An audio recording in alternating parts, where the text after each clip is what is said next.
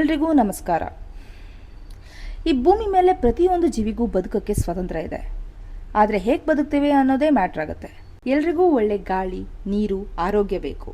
ಇದೆಲ್ಲ ಬೇಕು ಅಂದರೆ ಮೊದಲು ಒಂದು ಒಳ್ಳೆ ಪರಿಸರ ಬೇಕು.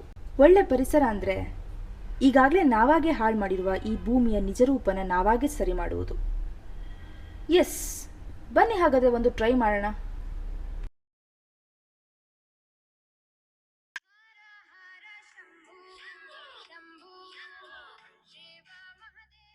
ಹಲೋ, ತೀರ್ಥಹಳ್ಳಿ ಇದ್ದೀನಿ ಹೇಳ. ಹಾಂ, ಬಂದೆ. ಈ ಸಲ ಮಳೆ ನಿಲ್ತ್ಕಣ, ರಾಮ ಮಂಟಪ ಮುಳುಗಲ್ಲ ಅನ್ಸುತ್ತೆ. ಗೀತವರೇ, ಸ್ವಲ್ಪ ಎಲ್ಲರನ್ನು ಕರಿತೀರಾ? ಮನೆಯ ಮಂತ್ರಾಲಯ, ಮನಸ್ಸೇ ದೇವಾಲಯ ಅಂತಾರೆ. ಮಳೆಗಾಲದಲ್ಲಿ ಮನೆ ಸುತ್ತಮುತ್ತ ಸ್ವಚ್ಛ ಇಟ್ಕೊಳ್ಳೋದು ತುಂಬ ಇಂಪಾರ್ಟೆಂಟ್ ಆಗುತ್ತೆ. ಇಂಥ ಟೈಮಲ್ಲಿ ನಿಂತ ನೀರಲ್ಲಿ ಹಾನಿಕಾರಕ ಬ್ಯಾಕ್ಟೀರಿಯಾಗಳು, ಸೊಳ್ಳೆಗಳು ಉತ್ಪತ್ತಿಯಾಗುತ್ತೆ. ಇದರಿಂದ dengue, fungal infection, chikungunya, malaria, ಚರ್ಮ ರೋಗಗಳಂತಹ ಮುಂತಾದ ಕಾಯಿಲೆಗಳು ಬರುತ್ತದೆ. ಮುಂಜಾಗ್ರತೆ ಕ್ರಮವಾಗಿ ಕೆಲವೊಂದು ಸಲಹೆಗಳನ್ನು ಅನುಸರಿಸಿ. ಬಕೆಟ್, ಡ್ರಮ್ ಮುಂತಾದವುಗಳಲ್ಲಿ ಹೆಚ್ಚಿನ ಸಮಯ ನೀರನ್ನು ಇಡಬಾರದು.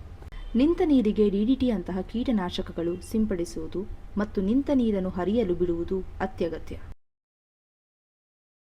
ಮನೆಯಿಂದ ಶುರುವಾದ ಈ ಪ್ರಯತ್ನ ಅದರಿಂದ ಆಚೆಗೂ, ಅಂದರೆ ರಸ್ತೆ ಬದಿ ಇರೋ ಕಸ ತೆಗೆಯುವ ಕಸರತ್ತಿಗೂ ಕೈ ಹಾಕಿದ್ವಿ.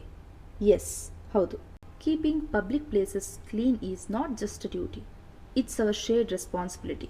ಹಾಗಾಗಿ ಬೀದಿ ಬದಿಯಲ್ಲಿ ಗಾಜಿನ bottle, diapers, sanitary pads, plastic covers ಮುಂತಾದ ತ್ಯಾಜ್ಯ ವಸ್ತುಗಳನ್ನು ಎಸೆಯುವುದು ಅಥವಾ ಎಸೆಯಲು ಬಿಡುವುದು ಪರಿಸರ ನಾಶಕ್ಕೆ ಮುಖ್ಯ ಕಾರಣವಾಗುತ್ತದೆ.